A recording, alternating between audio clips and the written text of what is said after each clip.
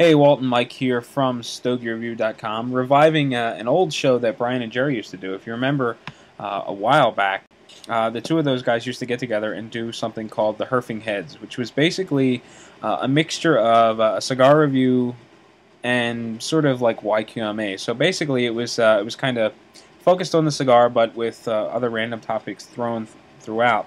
So I thought, well, you know what? Maybe since Mike and I have some time this morning, we could dig around the humidor, see if we had something that matched and we could review, and just kind of get together and shoot the breeze and do a little recording. And that's where we're at. And today we are smoking the Aurora 100 Anos. This is the Bellicoso size. Mike can get a lot closer to his camera so you can see it. But I'm going to let Mike fill you in on what the cigar is, and then we'll move forward. We'll take a look at the construction of the cigar. Aromas, pre-light, stuff like that. We'll get the cigar lit, give you a little bit of our opinion of how the cigar is starting out. Then we'll just sort of veer off, completely off topic, talk about some things, and then just change up and get back on the cigar at some point. So this. I'm envisioning something that's sort of like a train wreck, where it's just going to be all over the place because it's not structured. But we'll just kind of just see how it goes and play it by ear. So, Mike, take it away. All right. Okay. Well, the La Aurora 100 Anos has not been produced. It actually was 2007. I actually talked with Jose Blanco this morning about it because I've been seeing them more places for some reason. I just didn't understand why. I asked him if they were still producing them or not, and he said no. He said the U.S. had 425,000 sticks, and the rest of the world had 125,000. Now, it has made in Dominican Republic. The wrapper is Dominican Corojo, binder is Dominican Republic, and the filler is Dominican Corojo and Pilado Cubano. Now, Jose Blanco also said that, of course, these have aged on them, probably about 6 years, but the tobacco inside he said they were saving fillers for this cigar since 1995 for this cigar. So there's a lot more age on the fillers themselves that are, in the smoke. Now, each one, I don't know if Walt can show his or not. I don't know if my camera's going to focus. For some reason, it's been throwing a figure. Oh, there it goes. They are all numbered. Every one of them has a number on it. Mine 009224. You want to bet? What? Mine's not numbered. Walt has a fake one. Well, you know what? I don't know. I don't know how this one came to be. If you remember, a little while back, I did a review of I did a first impressions of a La Aurora 100 Anos. Actually, I did 2 of the first impressions videos. And Jose Blanco was kind enough to send me, I think, half a dozen different sizes. And, he wanted me to try each one to see if I could find a difference between them. And then kind of do like a vertical tasting and compare notes at the end. And Jose sent me all of these cigars. So these weren't purchased from a store, so I don't know if he just kind of slapped an old band on them or if these were, or if they added numbers at some point in production. I really don't know. But mine doesn't have a band. Mine doesn't have a number on it. Huh. I'd show you, but I can't get close enough to the... Does your band look the same? Mine does not have a white, secondary band underneath. Make me move my setup and get close to the camera. Oh, no, that's all right. Wow, you gotta make this difficult on me, Mike. You see, mine doesn't. Yeah. Mine doesn't have that white band underneath, and there's no number on the back. Oh, that's interesting. Inquiring minds want to know. So interesting. Slick. Now you have to move back. Well, it's not too bad. Just throw my feet up on the ottoman and pull it back. There goes that Apple ad again. But anyway, now these are definitely not a budget smoke by any chance. I've actually seen the cheapest I've seen them actually at a local store. The Robustos are a little over $10 a piece. I honestly don't know how much the Torpedos, Toros, or anything else are, but you're gonna pay a little bit of money for them. So, Walt already clipped his. Go ahead, Walt. I'll throw it over to you to give the pre-light. Well, while you were talking, I was looking over my cigar a little bit, and there's really not a lot to say. It looks real nice, consistent color, head to foot. I'm not seeing any visual defects. The band looks fantastic. I really like these 100 Anos bands, and you know, I just kind of like the lion kind of a theme, and the 107 is the same way. I don't like that as much as the 100 Anos, but real cool band. I like the packaging. And you know, I just went ahead and clipped a little bit off the torpedo-shaped head of my cigar, just to kind of get a pre-light draw. And I like to kind of cut them shallow, check the draw. If it's too tight, I cut them again, check the draw. If it's too tight, I cut them again. And, you know, I'll just keep working a little bit off the cigar until I get a draw that I'm comfortable with. I don't like lopping off like a big hunk and then finding out that it's way too loose. I agree. That's exactly what I try to do also with them. The lower amount you cut off, the better off you are down the road, I think. Yeah, and in this case, once and done. You know, I won't need to touch it again. There's a little bit of resistance, but it shouldn't be much of a problem at all. Are you getting any flavors on the cold draw? I'm getting a spiciness on the cold draw. Like a spicy taste in my mouth. Now, I will say this will be the second cigar I've smoked today. And, Walt, that's your first, right? Yeah. I'm getting like not quite a cherry flavor, but some kind of like mild fruit. I always have problems picking up fruit flavors from a cigar. I don't know why. I always associate them with wine. You know, like the kind of flag goes up. You know, I taste some sort of wine. I'm not a wine drinker, so I can't kind of dissect it. But, you know, I always kind of get that base kind of a wine flavor and then try to break it down to what specifically I'm tasting. So if it's got a winey taste, I know that there's some sort of fruit and I need to look at it closer. Yeah, like I said, I'm getting more of a like a spicy texture across the tongue. And that, again, I mean, with a lot of wines, you get that too. You know, you'll get that spicy little bit of bitiness, the tannin or whatever it is in wines. But yeah, my wrapper's nice also. I mean, there's no soft spots. There's nothing remarkable about it. It just looks very, very nice. All right, let's get them lit. Not getting much of a scent from the wrapper or the foot. See if I can get my leader out without knocking everything down. Yeah, it's kind of late for me to be smelling the foot of my cigar. I didn't even think to do that this time around. That's all right. Give it a whiff now. You know, it's I don't know. I guess it's about 11:15, and I got a really late start to the day. Actually, I was up and about at around 6, but I went back to bed because I was a little tired, and I thought, you know, why the hell am I awake at 6 o'clock on a Sunday morning? So I went back to bed, and I ended up getting up late, and I got a late start to the day. Usually, I'll be on cigar number 2 by now, but you know, we're looking at about, you know, lunchtime for my coffee and a cigar routine, my, you know, weekend cigar routine. So I just wanted to get lit and get started.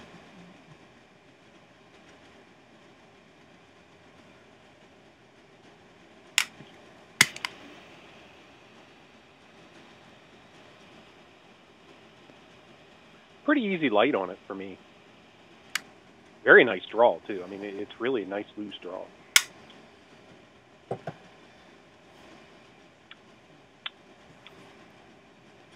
I'll let you go first this time. I'm getting like a dry, it's mostly dry, but sort of a woody taste. And nothing else at this point. It's kind of uncomfortable, actually. Yeah, it's real dry. That's the first thing I noticed. It was really, really dry.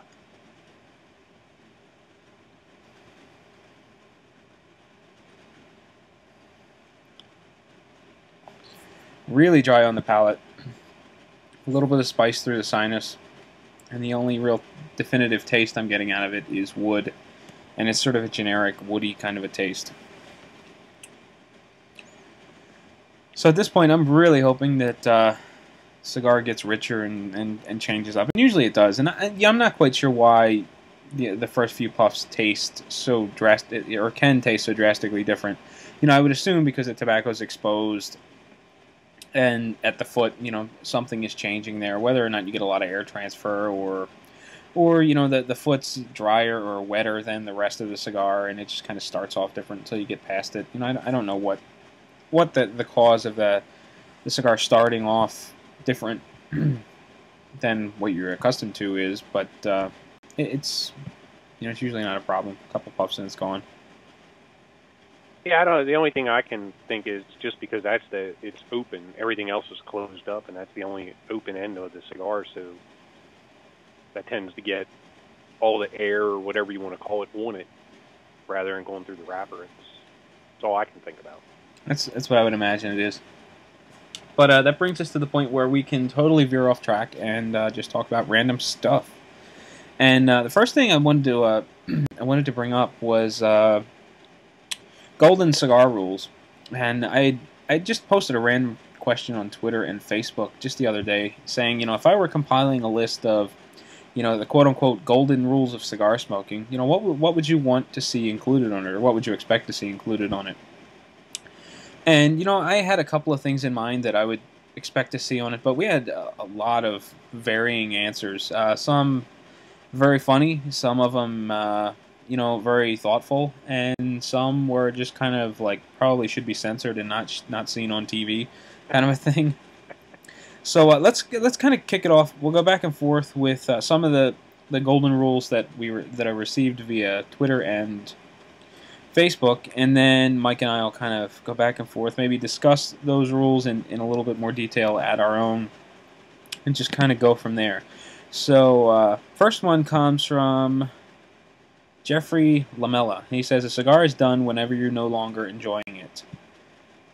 The second one comes from Carlos from New Jersey, and he says, never ever let another man take a puff on your cigar just so he can taste it. Scott says, you are done with the cigar. When you are done with the cigar, do not smash it out. Just let it go out in the ashtray.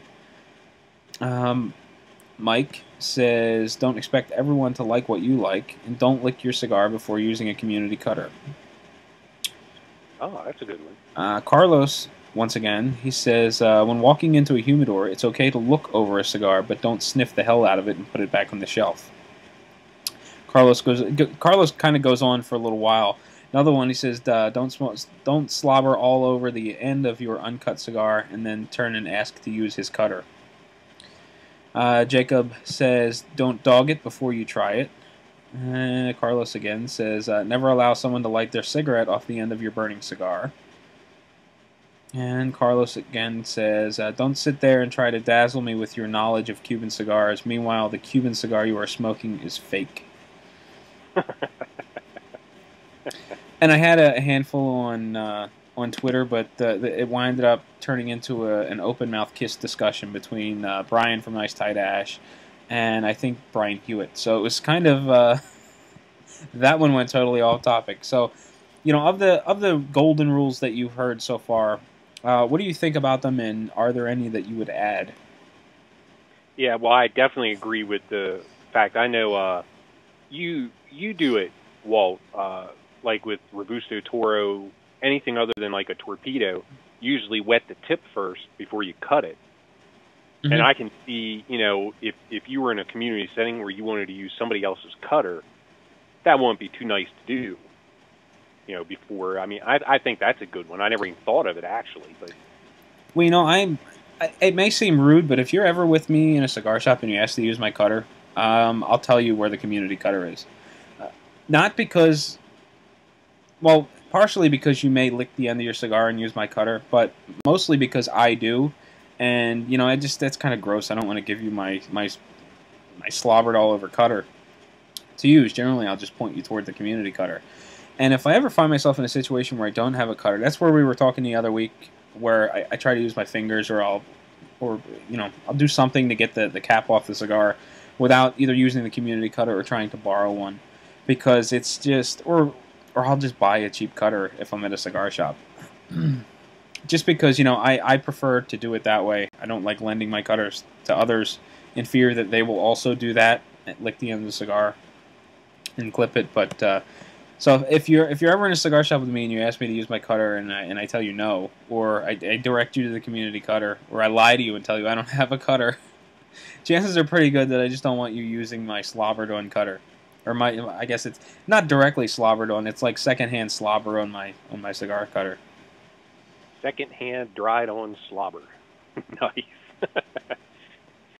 Now, well, and the other one, don't knock it till you try it, I think was basically one of the other ones you mentioned. And that I totally agree with. There are so many cigars out there, and there are so many opinions on a cigar. Now, like I always tell people, like when we do our reviews, you know, you get used to what our flavor profiles are and what we like. So if you can associate with that flavor profile, it gives you a better understanding of if you're going to like that cigar or not. But, you know, just like that series I just finished up, you know, you can't, just because I didn't care for a cigar, there's a lot of people that love them, you know, the different flavors of the cigar. And I really think it's one of those things that you definitely have to try each cigar at least once. And if you don't like it, don't smoke it anymore. But until you try it, it's kind of hard for you to determine whether you're going to actually like it or not. Unless it's a real awful review and nobody in the world would ever really want it. But You know, I think that kind of falls in line with the whole, you know, don't judge a book by its cover mentality. And, you know, it's not uncommon for me to see a cigar somewhere and just kind of not have any interest in smoking it, just because of the way it looks. And, you know, you know, I try not to do that, but, you know, there are times when that happens. If a cigar's just got a god-awful band. Like, if I were to walk into a cigar shop and see the now packaged 601s, I'd probably walk right past them. The old packaging, on the other hand, I thought those cigars looked great. And, you know, the packaging isn't everything, but it is what draws you in. Sorry, I'm, like, trying to clean up this ash that I got all over the place. What happened was that the draw was kind of a little stiff on my cigar, so I clipped it again. Well, when I clipped it, the end of the ash fell all over the place, and I was trying to discreetly kind of clean it up and listen to you and talk at the same time, and just not quite working out as planned. We heard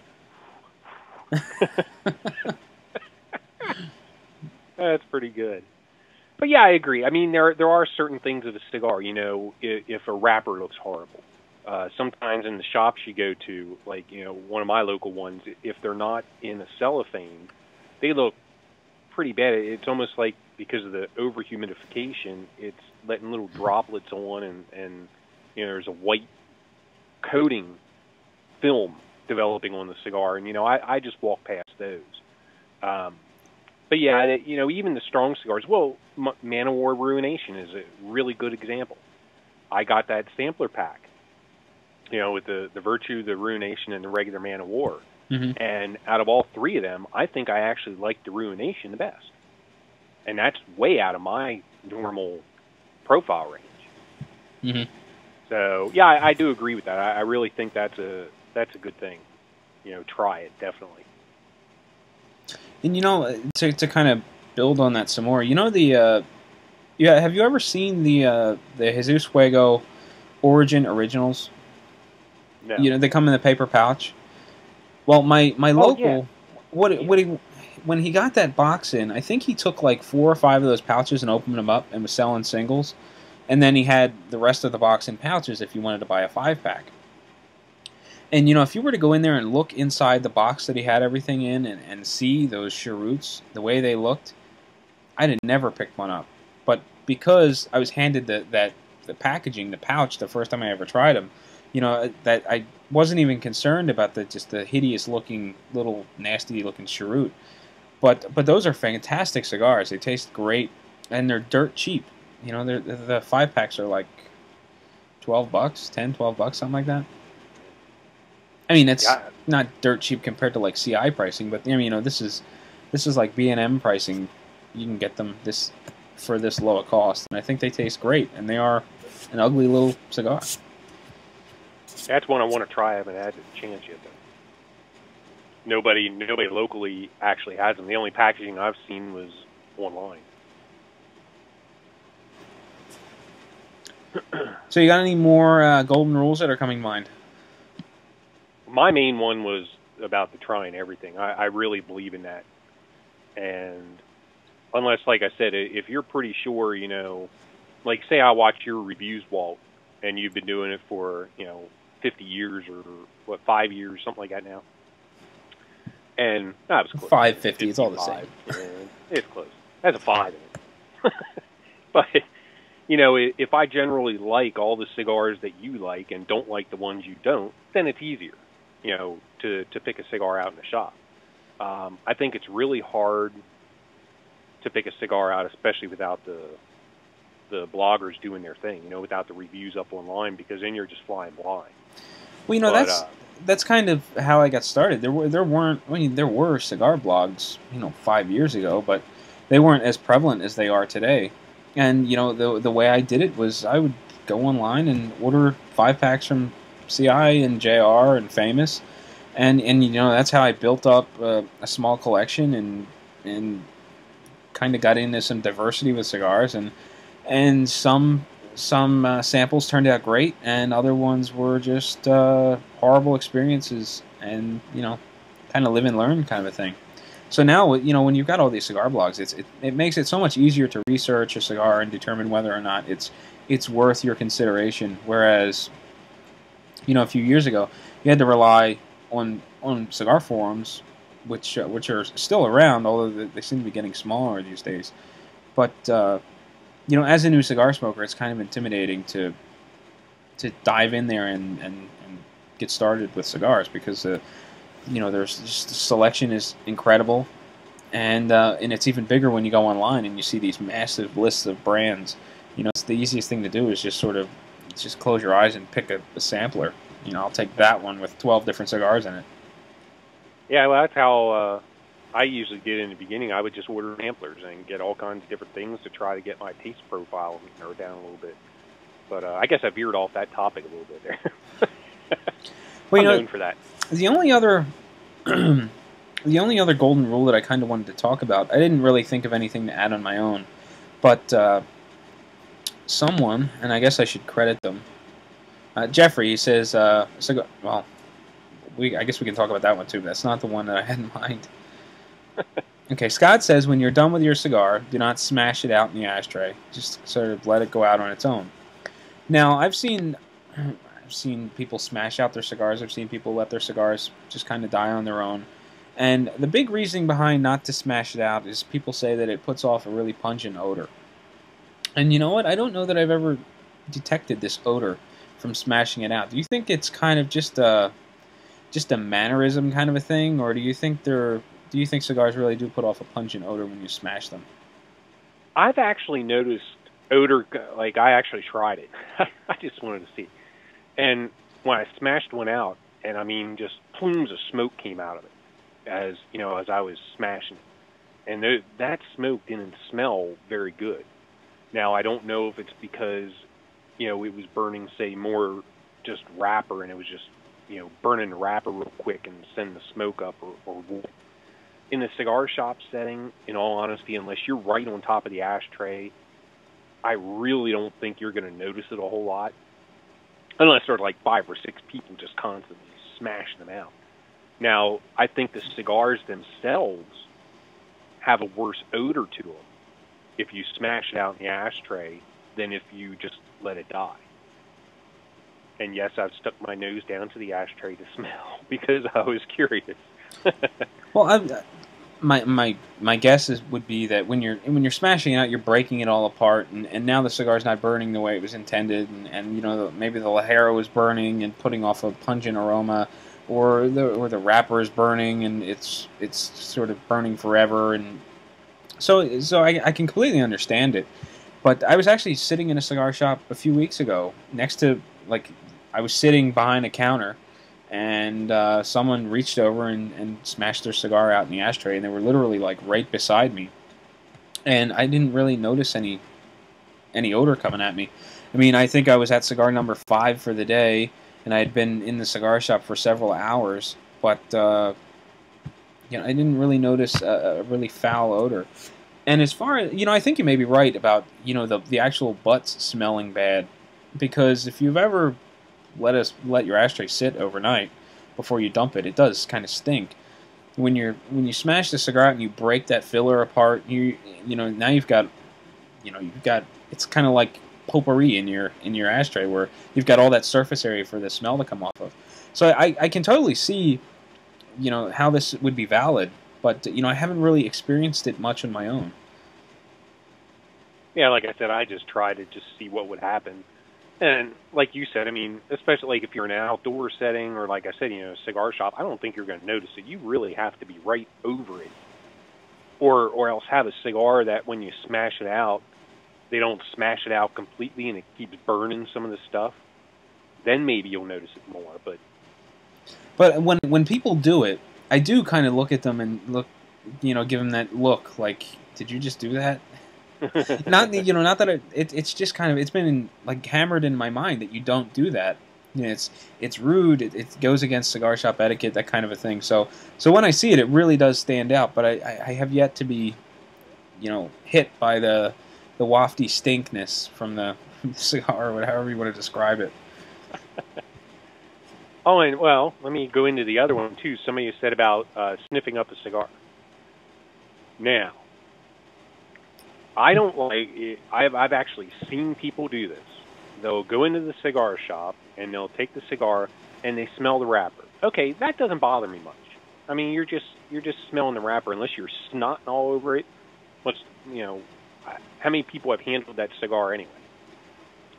So, or the wrapper or whatever, to do with the cigar. So that's fine. But then they take the foot and they like shove it up their nose to sniff the foot up. That's what gets me. I think that is just totally wrong. I mean, I do not want your boogies on my cigar. I don't know how else to put it, But that's what I have a problem. I don't have a problem with somebody smelling a cigar. Now I have a problem if you're taking them out of cellophane and everything else to smell them, or tubes or whatever.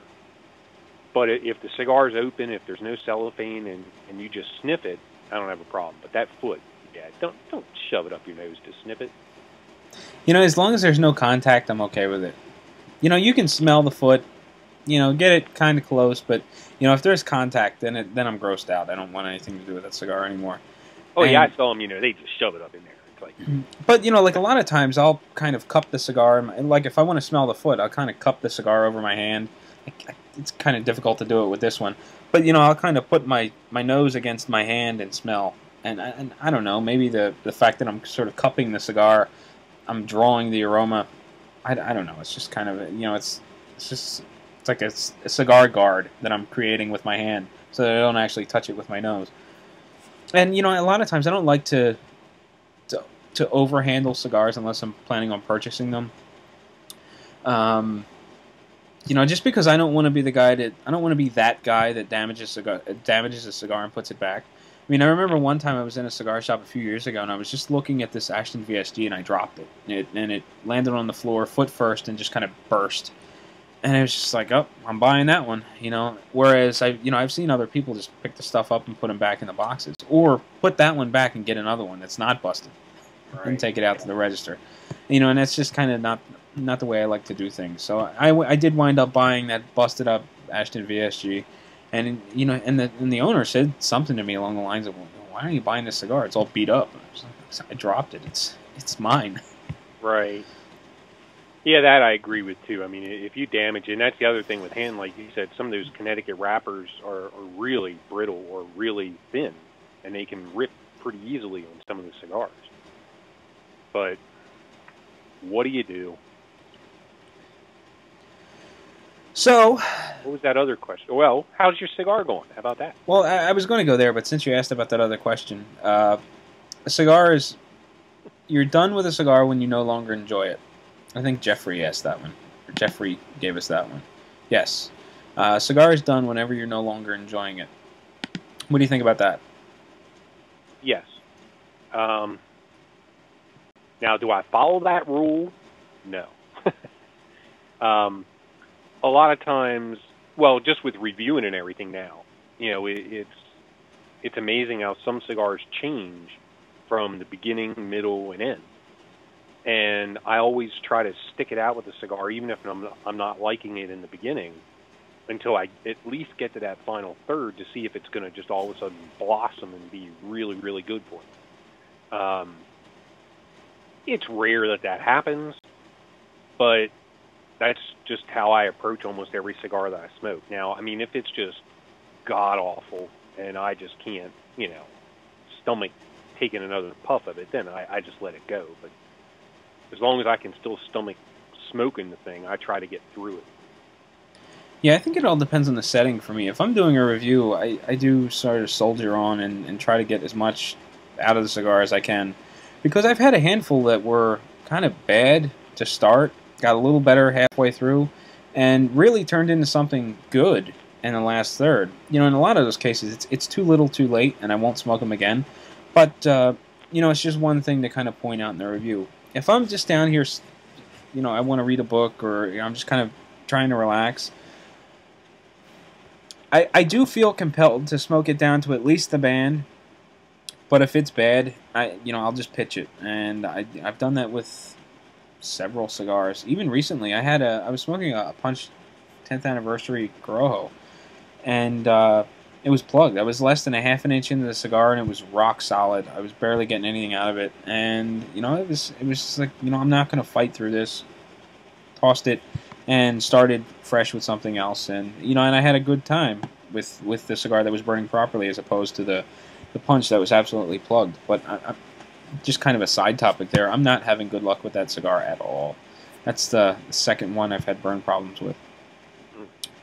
But so I think that kind of wraps up the whole golden rules of cigar smoking. We really didn't add anything, but this is kind of the basis to a written article I want to do later.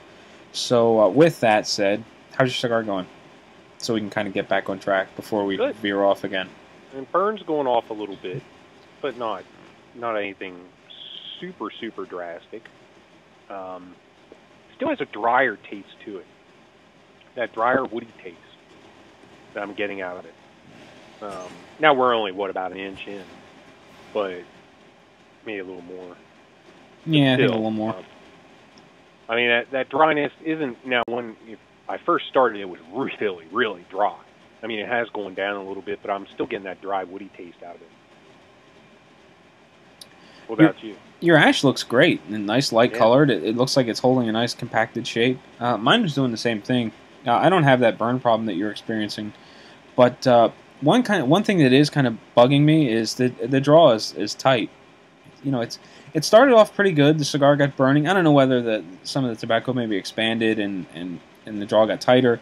I reclipped it. It was a little better. Now we're getting back to the point where it's just a bit tighter than I like. So I'm really considering clipping it a third time. But that's the only annoyance that I'm having with the cigar so far. It's producing a decent volume of smoke. It's taking a little bit of work to get that smoke, but it's nice and dense. It coats the palate. It is a bit dry, and the main flavor I'm getting is kind of a woody flavor. It's got a kind of a wine-like aftertaste that I really can't kind of get into. I'm not a wine drinker, so I really struggle with these flavors that make me think of wine, because I don't have any experience with wine, so I don't know how to dissect the flavor and determine what I'm getting. But that's kind of what I'm getting. A dry, woody flavor on the surface with, I'm thinking like a red wine aftertaste. Okay. Yeah, I don't know about the wine. Like I said, right now it's just a dry, woody taste that I'm getting. And now, like I said, I was actually gifted these, and I was gifted a 5-pack of these, and I've been smoking them since he sent them to me, like one every couple months, or every couple weeks, just depending, just to see how they go over a longer period of time. Yet, if you age this cigar another year, 2 years, 3 years, what happens? But yeah, this is probably the driest and the least flavorful one that I've smoked. I'm kind of surprised that all I'm getting is that dry, woody taste out of it. about all I got. Oh, and the plug cigar thing, I'm going to go back to that. Now, flavor-wise, you know, I try to go the whole way through. Now, if the cigar is plugged, that just irritates the living hell out of me. I absolutely hate a plugged cigar. And, you know, that's why I've shown it before, you know, my little shish kebab rod that I use to shove down through it. But if it's where I'm just working at the cigar, it just heats it up. It makes it taste bad, and the hell with it. You know, just get rid of it and be done with it. Well, you know, I think I might be a bit oversensitive to draw. And a lot of times I don't like smoking torpedoes because it's almost as if, you know, there's not enough tobacco removed from the head of the cigar, and then it's shaped and bound into this torpedo shape, and it's just too compressed. And I feel like I have to struggle, even though I'm getting smoke and it's smoking well. It's tighter than I like, and it's kind of annoying. Even now, after clipping it for the third time, I'm still getting kind of annoyed by how tight it is. And, you know, I'm just so used to those free-flowing Robustos or, you know, those Parejo shapes where, you know, there isn't any additional compression when you've got the shape at the head. It's just free-flowing and nice, and I'm not getting that with this cigar. So, it's decent flavor, but I'm kind of annoyed with the draw.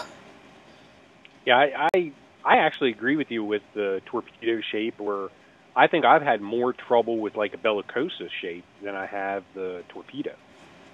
And it just seems like everything is just tightened up at the end, and you have to clip it and clip it again and clip it again. Sometimes I'll do it, like if this one would tighten up, I'll clip it again after I'm halfway through or whatever. It just seems like it just keeps wanting to tighten up for some reason. This one's going good though so far, so... All right, well, I guess that's, what, first third of the cigar? Well, actually, you know what, we kind of talked about it a little bit. What do you think of the body? I'm getting maybe medium. Flavor-wise, probably medium as well. Yeah, maybe medium. I mean, for me, the body, I don't even know if it would be medium yet. It just really doesn't have a lot to it, I don't think. Flavor-wise, yeah, it would be a medium flavor, but it's a medium single flavor, basically, the woodiness. Like I said, that really surprises me for this cigar. All right, I think it's time for us to veer off topic again. And the next topic that I kind of wanted to talk about, you know what? I didn't really plan ahead on this show. I just knew that I wanted to kind of just let it go. But it's looking like we're kind of going to smoke this whole thing on camera, and this is going to get tremendously long. But you know, however it works out, you know, we'll just kind of run with it, and you can always hit the comment section and tell us whether or not we kind of went too long, or if we're discussing things that really are no importance to you. And you know, we'll kind of shape this Herfing Heads thing as we go. But you know, the next thing I wanted to talk about was cigar shops again. But I was telling Mike before the show started that Friday was the first day where I really didn't know what I was doing after work. And the week before, I was talking to the owner over at Kennington, and he was telling me that, you know, he's officially closed, but he's in the building cleaning up, getting things ready to try to sell it. And he said, you know, swing by the shop since it's close to work. Swing by the shop. If you see my car, kind of bang on the door, and if I'm there, I'll let you in. You guys can just hang out in the lounge and smoke a cigar. And so that's what I did. I actually wound up swinging by with my father. And we didn't see his car, but we hung out in the parking lot for about 20 minutes, just waiting to see maybe if he came later or whatever. But he didn't wind up making it that day. So, you know, I'm kind of sitting there, and I looked over at my dad, and I said, you know, I think I'm going to take a ride down to Sir Stogie's in Gilbertsville, but I'm not really looking forward to it. I said, you know, I lit up this Illusion 888 you know, on my way over here, and I've got a lot of cigar to smoke before I can go get my daughter. I don't want to just toss this. So he said, well, you know, I'm probably not going to take a ride down. You know, I'm just going to head home. So he gets in the car, he leaves, and, you know, I got in touch with my babysitter, and she could watch my daughter a little bit longer, and then I made the long drive down to Sir Stogie's. And we get there, and it's a bit different, or I get there, and it's a bit different on Fridays than in the afternoon than when I usually go. There's a handful of people in the shop, usually like 3, 4, maybe 5, and And a lot of times, right when I get there, they've got like the music choice channel on the TV, so you've got some background music going, um, and there's a lot of conversation. And then at some point, someone will get the grand idea to put a movie on. So now the TV that was producing like sort of background noise for all these various conversations was turned into the focal point, and now conversation has died off because no one wants to talk over the TV and disrupt the other people that are trying to watch, and it gets really kind of awkward, at least for me, because I like to go to a cigar shop and talk, not go to a cigar shop and watch TV. So the TV's playing, a movie's on, and it's just kind of weird because the conversation that I was about halfway finished is kind of like left hanging because no one wants to talk over the TV. So I just wanted to kind of get your opinion. What is your thoughts on a television in a cigar shop? Are they essential? When is how should the television be utilized? Well, and we were talking before the show, like Walt said, and I can associate with the shop that I met Rob at over in Columbia, where they have the pull-down screen and projector, and then they have, I think it's 2 TVs. One towards the back of the lounge, one towards the front. And when people are watching different things, if they want to hear the show they're on, they turn up the volume. Well then if the people up here want to hear theirs, they turn up the volume. And it's almost like a little bit of a battle there. I like TVs in the shop for like the sporting events. Like if there's a football, baseball, basketball, whatever is on at the time, set the TV to that and let it go. For me personally, if I want to watch a movie or if I want to watch a TV show and smoke a cigar and that's all I want to do, I'll sit right here and do it. I mean, what's the purpose of going, to the shop? For me, anyway. Now, I know a lot of people can't smoke in their house, so I don't like it. I don't like the fact that, especially when they have multiple TVs, unless there would be multiple sporting events that people want to watch and you keep the volumes low enough where it doesn't interfere with each other. But it almost creates too much of a hassle for me in the cigar shop. You almost concentrate on the TV more trying to hear what they're saying because another TV is louder and you can't hardly hear yours. That's just my thoughts. Well, with the sporting events, I think what it comes down to is you've got something on TV that you don't necessarily need sound for. Right. So you're kind of encouraged to scream and cheer them on and talk and stuff because you don't need to really worry about what's going on unless you're really trying to hear what the announcer is trying to say. And I've been in a lot of shops where they'll put sports on, they'll mute it. Yes. And you've just got picture. Yes. And that's pretty cool. I kind of get distracted watching the game and middle conversation, things like that. And it's a good sort of just filler for those little bits of quiet time. So something like that's pretty cool. I really struggle with the movie or television show thing. And there's a local shop in the area that I don't like going to, and the way it's set up is it's a really big lounge. In the one corner they have this big 50-some inch TV. They have, I think it's like a chair. Wow, I'm like my arm's like way off the camera, so it's hard for me to try to tell you where everything is. There's like a chair, and then there's a couch, and then there's a chair, and then there's like another couch, and then there's a chair, and it makes a semicircle around the TV. So the TV is the focal point.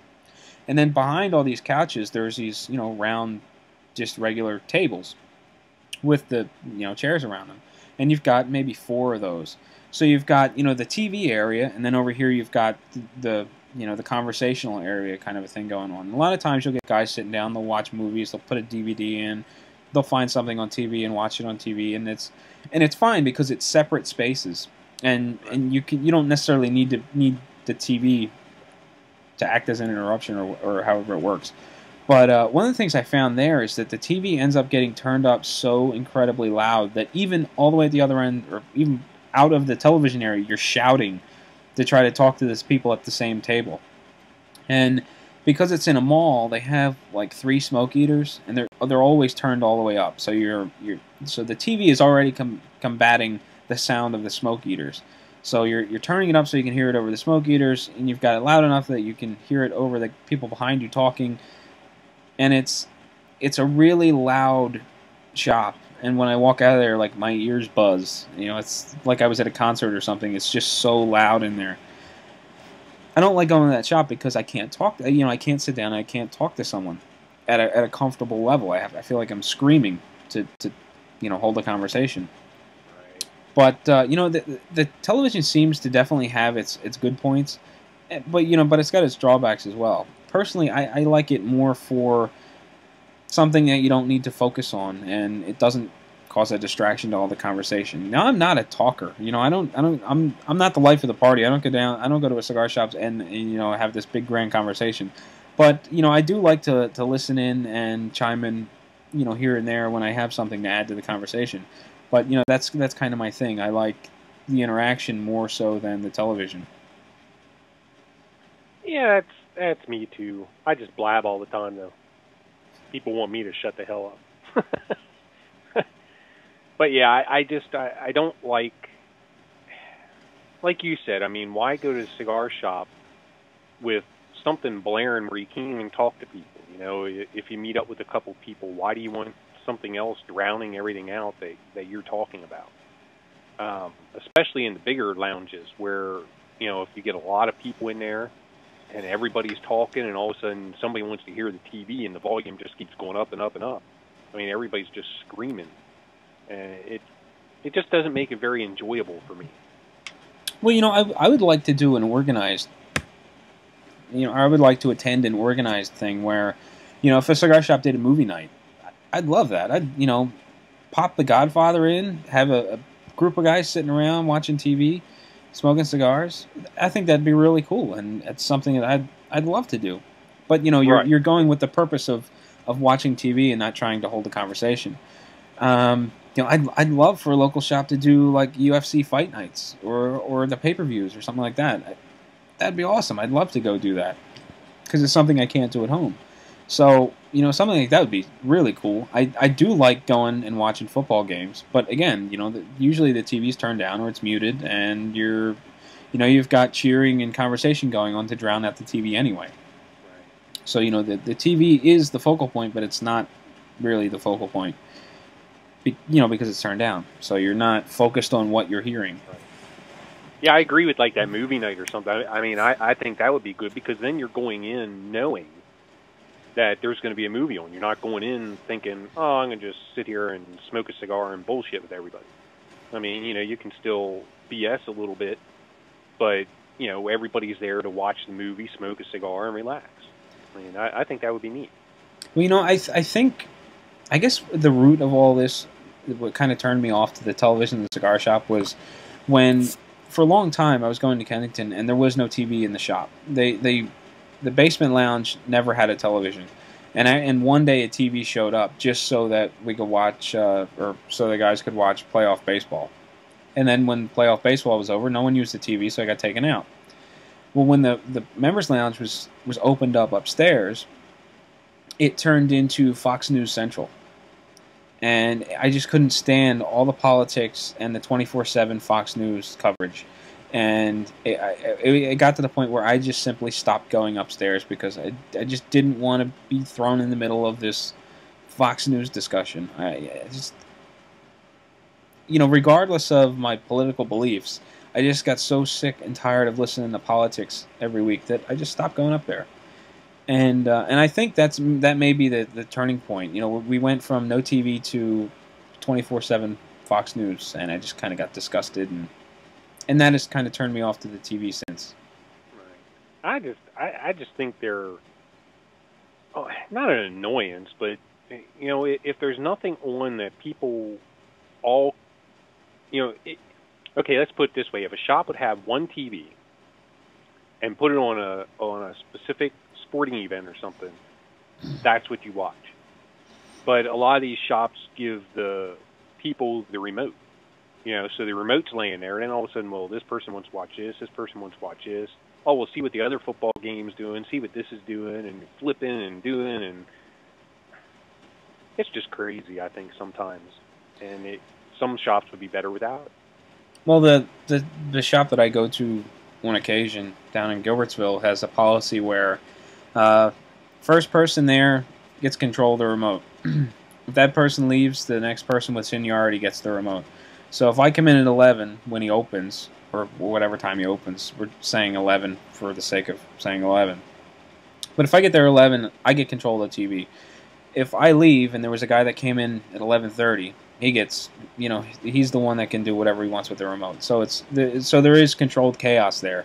You're kind of at the mercy of the guy that was there first. So you may be watching Rainbow Bright, but it is what it is. You do kind of get your turn eventually. That would be awesome. Go in a cigar shop and see Rainbow Bright on the TV. I might actually sit down and watch it. No, but in that shop, it's usually a sporting event of some sort, whether it's football, golf, fishing, whatever the outdoor sporting channels have on. And then right after that, it's usually something on like the History Channel or Learning Channel, like Antiques Road, or not Antiques Roadshow, the other one, American Pickers, or like American Restoration or Pawn Stars, or something like that is on. And then occasionally a movie will get put on, and the movie is really awkward because everyone is so not everyone is so focused on the movie, but you've got a segment of the shop that is so focused on the movie that you don't want to disturb them by talking over the volume, and and then now we're right back to the beginning of that circle again, and we could kind of go round and round on this discussion. But yeah. So, how's your cigar going? Kind of get out of it clean. Yeah, I actually touched it up. As you saw, I showed on camera when Walt was talking how the burn was really going off, and the weird thing is, it looks like it's starting to go off again on it. We'll see, and that was the same side, as you can tell by the ash, that I touched up. So I don't know, maybe it's just bunched up there at the the wrapper is or something. I'll tell you what, mine is flawless as far as the burn goes. Nice, pretty ash. The burn line is even. It's thin. You couldn't ask for better. It's performing wonderfully. The draw, on the other hand, is tight, and I'm still kind of getting annoyed by it. Even with that snug draw, it's still producing a decent volume of smoke. It's coating the palate. It's nice and dense. The flavors haven't changed up much. As you've been seeing, I am drinking coffee with this cigar. And the coffee is not overpowering it at all. It is kind of dimming down the dryness, and it's kind of adding a creamy element to it in the aftertaste department. So that's working out really well. If I were just kind of sitting back with nothing to drink, I think this cigar might be overly dry for my taste. Yeah, it's pretty dry. I can agree with that, definitely. I'm getting a little bit of a nutty taste almost coming through it now, along with that woodiness. But that woodiness is just way out there for this one. And I did a first impressions on this also, and I know you did a couple, and I don't remember any of them that I've smoked that have been almost like a woody flavor profile the whole way through. Well, the last one I had was pretty consistent throughout. Oh, was it? And I don't remember what it was. I think it might have been the Toro. And this cigar is kind of going in that same direction where it's very consistent. And I think that may have to do with the fact that these cigars have been around for quite a while. And all the flavors in the cigar have sort of married together and created one flavor profile. So I don't know that we're going to see a lot of variation throughout. Sometimes, as cigars get older, the different flavors pop. And some cigars, they just sort of meld together and you get one consistent flavor. So, we'll kind of just got to see how it goes. Yeah, we'll see how it goes. We're winging it, people, winging it. Well, that is, I didn't have any other discussion topics in mind. I was just kind of running with, the golden cigar rule, or golden rules of cigar smoking and televisions in the cigar shop. That's kind of all I had. And I wasn't planning on running, without turning the camera off. I was thinking, we'll turn it off here and there. And with this discussion, it'll fill the whole time. But, this is just, like before, just turn the camera on, keep talking. And we've run out of discussion topics. So tell us something. Throw you under the bus and just throw me under the bus. Put me on the spot. Come on, Mike. Think of something. Oh my! Oh, well, let's talk about, we'll be going to Cigar Fest. Nah, we did that already. We talked about that already. Actually, I did think of something. You know, the other day you said you were looking at buying some EP Creo New Waves. Yeah. But you weren't able to buy them because you bought other stuff. What did you wind up buying? Well, it wasn't so much that I bought other stuff, it was that the wife said, no. That's basically what that was. Now, if you've been following me on Twitter, you know, my wife went away with the stepdaughter this weekend. Actually, they're coming home today. Well, I kind of found the devil site this weekend. And, yeah, I don't think she's going to be too happy. Cause I'm surprised I'm winning as much as I am. Usually you'll put in like a whole bunch of bids and, you know, low ball them and, you know, you lose like 75% of them. Well, it seems like I'm winning quite a few this weekend so far. So, this could get interesting. And the other thing, well, I mean, we could talk about this though too then. How do you pronounce Parajapan? Is that how you pronounce it? I don't know how you pronounce it. I'm not sure. I tend to butcher names. You know, for Japan, let's just do that. That makes it easier. I'm planning on buying at least one box of those, and it was, you know, it was her theory that I really don't need both. I can just deal with one. So this devil sight thing is going to be like a surprise. So what did you wind up bidding on? Did you get anything good? Nah, not really, probably. Just like, I mean, I lowballed on like devil's weed. I've been wanting to get some more of those to smoke. I've only smoked like one or two of them so far. Mm-hmm. And I hate how they did the whole thing, but anyway, we won't go into that with the write-up and stuff. But other than that, you know, like I bid on some, I believe, Connecticut's. The Lonsdale, I think it is. And, you know, I've never tried them. So I put a bid in on both boxes they have for sale, and I'm winning both boxes. I'm telling you, it's gotten crazy. You know, like a 60 ring gauge sampler that they had up there. You know, because I like the bigger ring gauge cigars. Ooh, there's a topic. But other than that, I can't really remember. I mean, there was nothing. Oh, I think I bid on another El Triunfador box. Yeah, I told you. Your wife is going to regret not letting you spend the money on that box of EP Carrillo. Because this is what happens. You. Oh, and that's not... Well, the Devil's Weed, I won 3 out of 4 of them. So I got 3 20-packs of them. I got another... 3 20-packs? Yeah. I got... Well, like I said, I mean, I lowballed it. I think the highest price I put in for them was like $23, $25 at the most or something like that for all of them. And it was like, I mean, you know, I looked at the site and went like half, maybe a couple bucks above half the price of what they're selling them for. And normally I lose a lot. Well, I haven't lost. Oh, yeah, I bet I'm looking at probably around $300 to $400 worth of cigars if I win everything that's left. So I might be doing Cigar Fest coverage myself. Yeah. Either that or I'm going to be packing my lunch to bring or something. Well, you know, I actually did some ordering online yesterday. I was just kind of on a whim. I started checking, you know, Joe's Cigar, Daily Cigar Deal, Cigar Monster, and I stumbled onto the Cigar Monster mashup when they kind of make everything available all over again. And I was kind of looking through there, and it was like, wow, you know, there's a handful of stuff on here that's pretty good.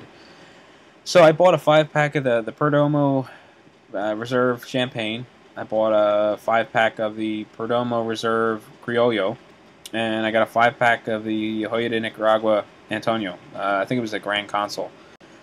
And they all were they were like $15, $16 a 5-pack. So I got a 5-pack of all 3 from Famous.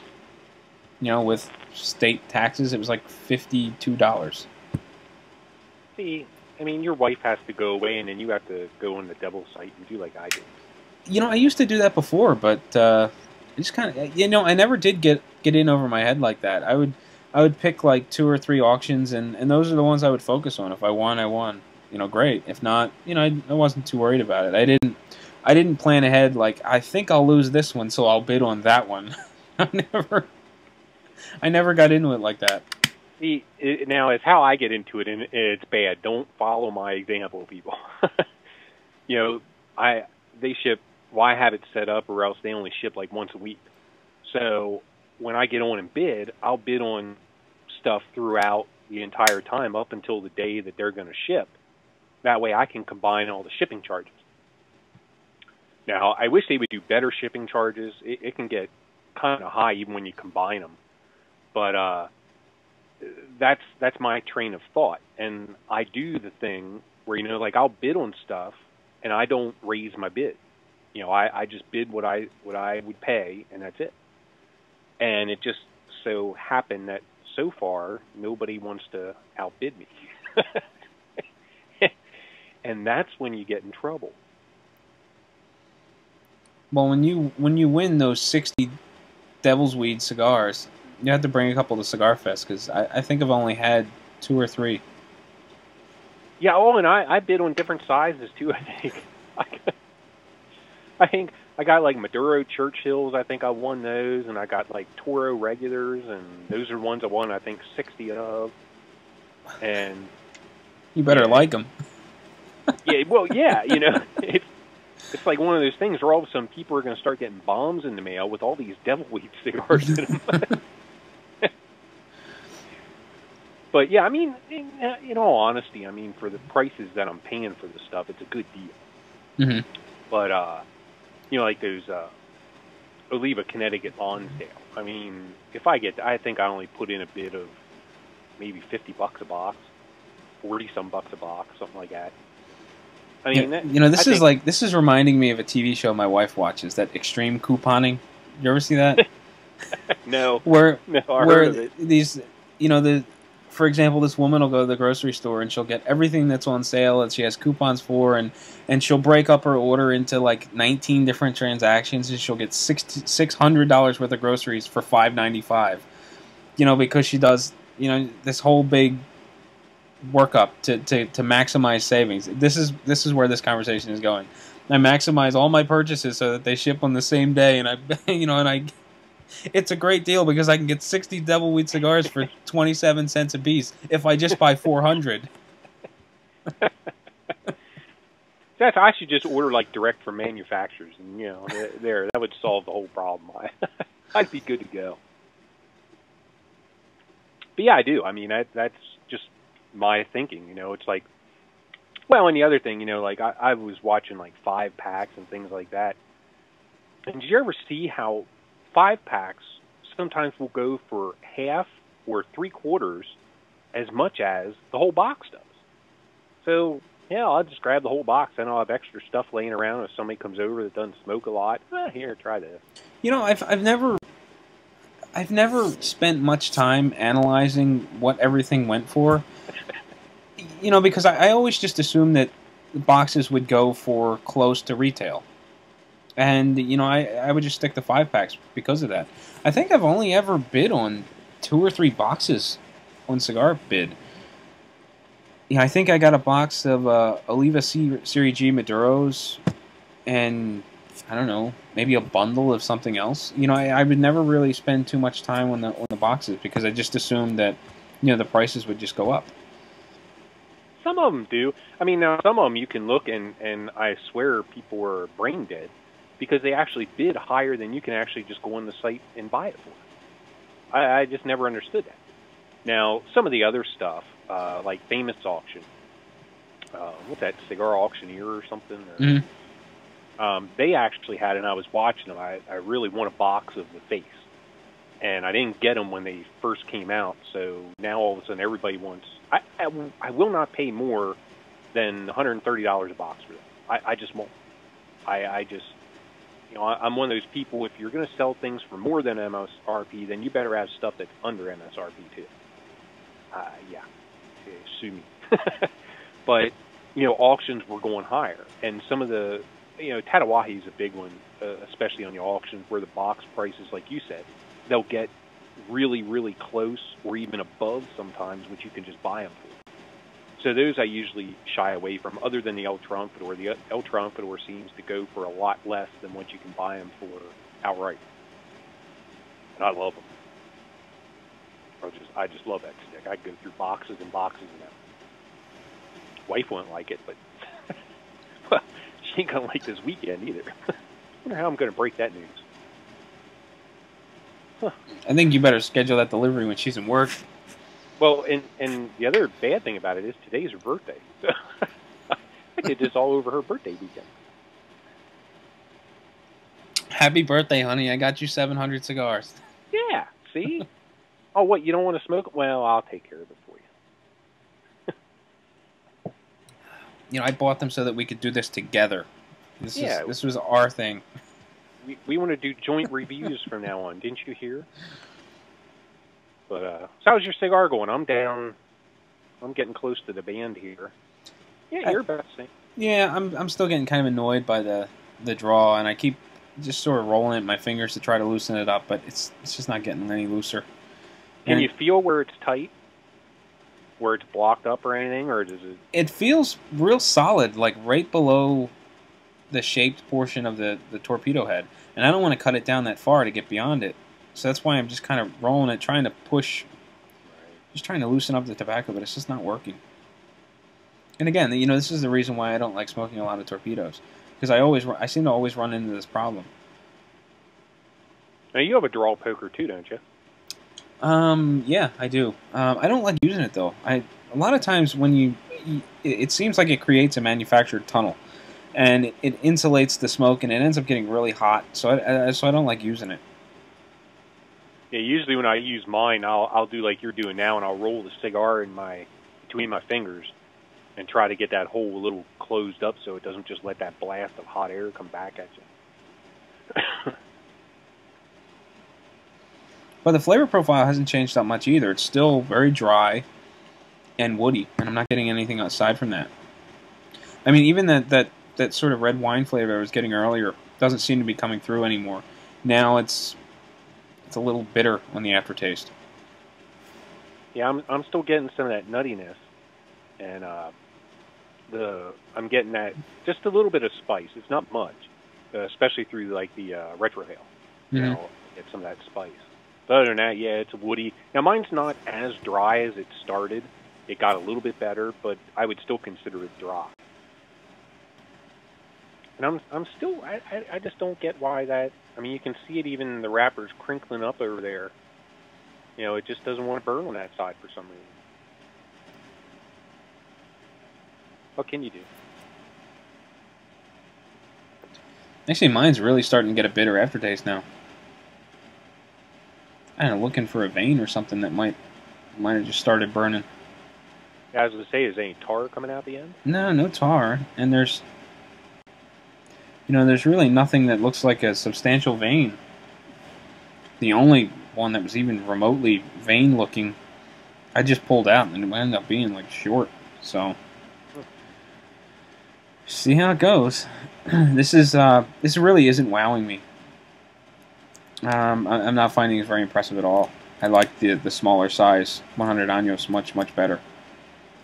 Yes, I liked the Robusto. I think I got the most flavors from the Robusto that I've smoked. I don't know if I've ever had a Toro.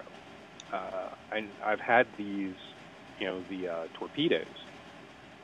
But, yeah, I don't get as much flavor out of the torpedo as I did the Robusto. And I mean, these are what, a 52? I'm not sure. Maybe, I can't remember what size the torpedo is. I don't know if I have it in my write-up even now. No, I don't have it in write-up. But yeah, I mean, it doesn't seem very much bigger than a Robusto to me. For the size itself. I don't know if you can tell that or not. But yeah, I'm just kind of surprised by the torpedoes, and that's why I'm letting them sit the one I have left that I want to use for probably a review down the road, I might let that sit until next year even, until I actually do it, just to see. Now, how about big ring gauges, small ring gauges? What about them? What do you prefer? Small ring gauge. I prefer, like if I were to say what my ideal size would be, it's probably really close between a Corona and a Robusto. Probably more so the Corona. I just like the format. I like the time it takes me to smoke them. I like the more prevalent wrapper flavors. Some of the larger ring gauges have their place, but I tend to shy away from them because they just take too long to smoke. Like, I really do like that Buckhead Nestor Miranda Dano, the 2010. Great cigar, but it's huge, and it's probably a 4-hour cigar for me. So I don't have the kind of time it takes to invest in one of those cigars. So it's not something I smoke very often. I find them kind of unwieldy and uncomfortable to smoke. But that's just me. I prefer the smaller formats. And everybody knows I like the bigger ring gauge. And a lot of the reason is, well, like you said, you don't have the time to sit there and smoke it, where I do.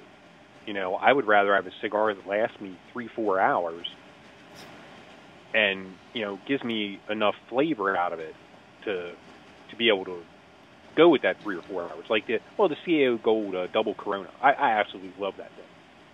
I've gone through probably a couple boxes of them. And I'll light one up in the morning, and it'll take me, all morning to smoke the thing. And I just think it's great. I don't have to keep, if I would smoke all like Corona size, I'd probably be smoking like 7-8 cigars a day. Just think how the wife would like that deal. Well, I think if I were in the same, like, for instance, if in the winter, if we get bad weather and my wife doesn't want to drive in it, she'll stay home. And, she'll generally take care of my daughter. And I won't go to work either. Because if I have the option to work from home or drive through the nasty weather, I'll just work from home. So if someone's home to take care of my daughter, I usually hang at my office, have a cigar, and try to get as much done as possible. And those are the days that I look forward to the big ring gauge stuff.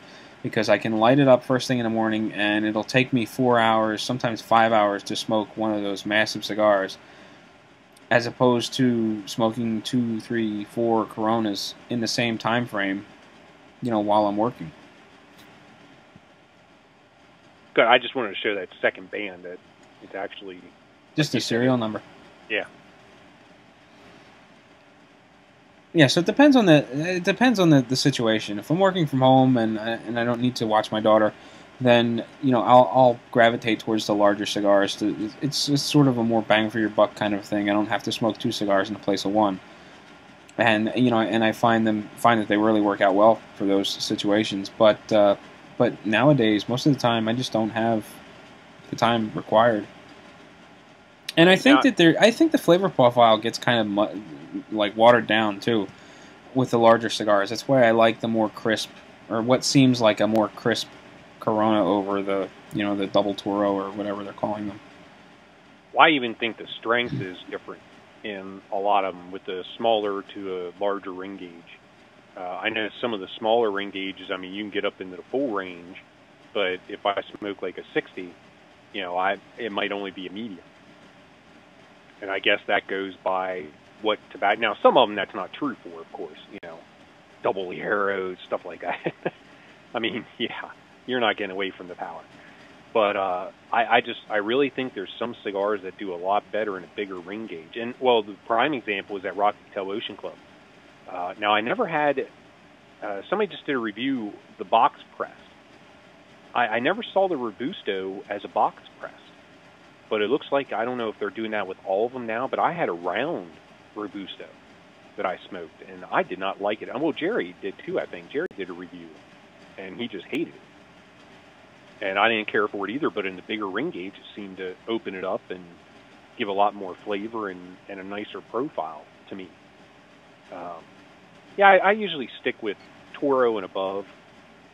I mean, Robustos every now and then, but my main thing is right around the Toro size. And I shy away from torpedoes also, and the main reason is like you said. I just think they get bunched too tight at the end. I just have to clip them until I can get a nice draw, and sometimes I clip them too far, and then I'm in trouble the rest of the way.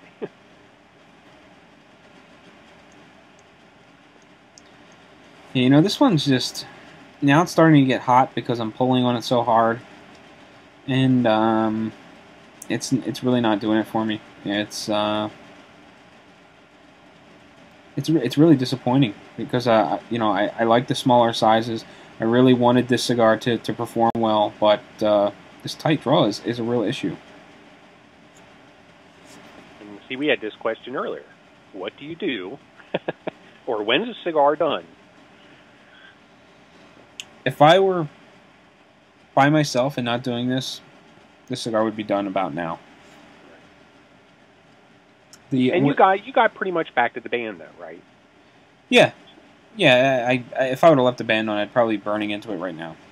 Right. Now, would you have gotten rid of it before that if we weren't doing this? I'd have probably tried to tough it out until the band. That's kind of like where I tried where I aspire to get to in a cigar that's not burning properly. Just try to get as close to the band as possible, and then I'll feel okay giving up on it. But I don't like giving up on it, in a half an inch into the cigar unless it's really bad. Right. And there's my burn problem again. We're just having all kinds of problems today, aren't we? I mean, that's just crazy. And these usually burn really well. I mean, it's still smoking good for me. I mean, I still have the loose draw. Mine's not getting tight. It's not getting hot. I mean, I can put my finger right there at the burn line, and it's not hot. No, but, it's warm way back here. Yeah. Hey, here's another aspect for you on that same idea about getting rid of a cigar. Does it matter to you whether you actually paid for it, or if you were gifted, or got it through a sample, or something like that? Does that make any difference to you? If it's a gift, I try harder before I give up on it. But if it came out of my pocket and I paid for it, I don't feel bad at all tossing it. But I feel obligated to get as much out of it as I can if it's a gift. Right. Yeah, that's okay. That's the same for me. What else we got on deck, Walt? See that bus coming? I think we're getting to the point where we should be wrapping this up real soon, because I don't know that, unless a topic sort of, comes to mind real soon, I don't know that there's a whole lot more we can talk about with this cigar before it kind of gets monotonous, if it hasn't already. Yeah, we've been going for a little while. And I guess you're not getting much flavor-wise out of yours with it getting hot. No, it's getting hot and bitter, and it's just touch it up again.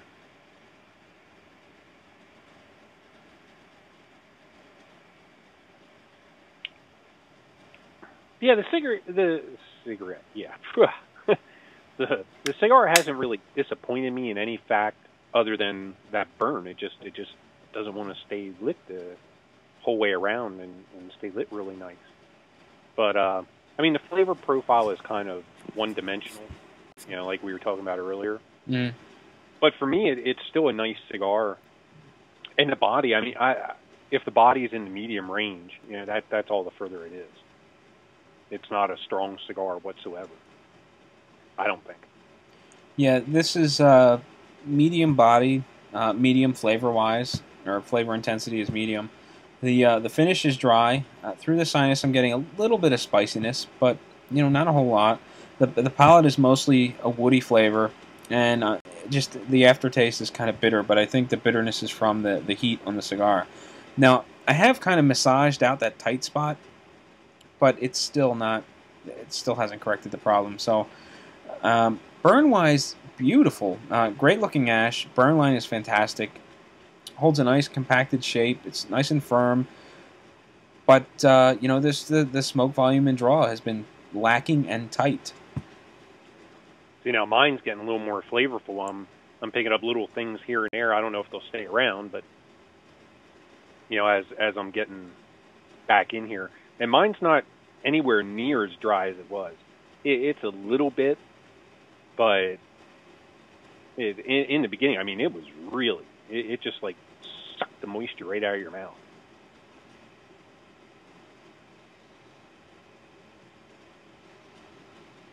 All right, Mike. So I guess the most important question: do you think it's worth the $12 or $14 or whatever they charge for them?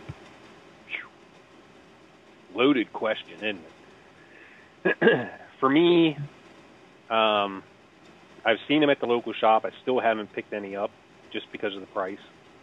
I could see it as a couple, 3 to 5 at the most. I would pick up if I would have extra money, or if it'd be like a birthday, a holiday, something like that I'd want to grab them for. As somebody's, like my wife would want to get me a present or something.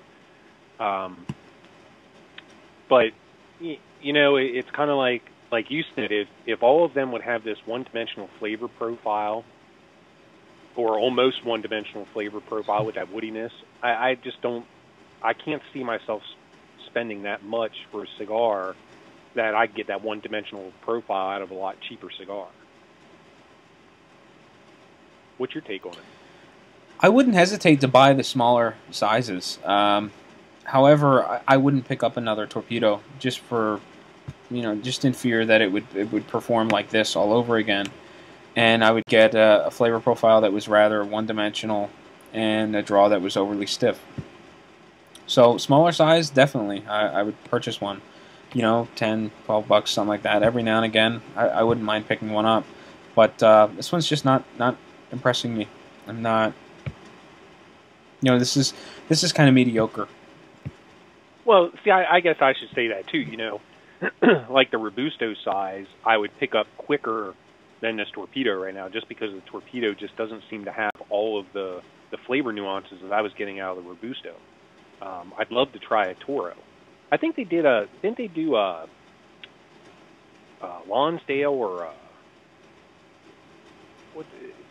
They did another size or two. I know they did a Perfecto, which I've never even seen.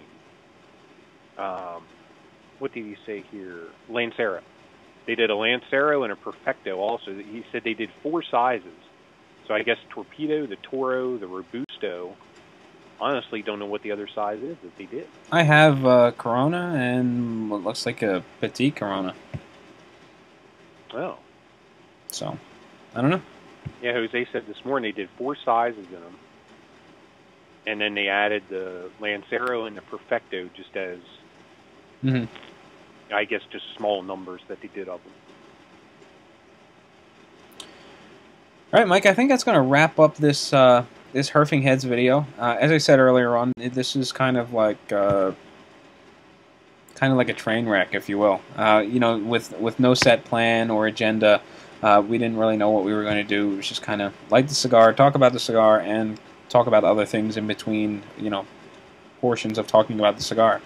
So hit up the comment section, tell us what you think, whether or not you want to see more of these, or if or what changes you would like to see instituted, or if you have any comments on what we discussed or what you would like to see us discuss, please hit up the comment section and let us know. Yeah, I agree. Comments, they're there. Come on, let us know. We're doing this for your sake too, so help us out, and we'll try to get it on track next time, and you won't hear the train coming down. Well, all right then. Until next time, happy smoking. I really need to get a new intro. That's just so kind of G-rated, happy. I don't want the violence of pointing at the camera and dropping the F-bomb, but I need something in the middle. I need to come up with something.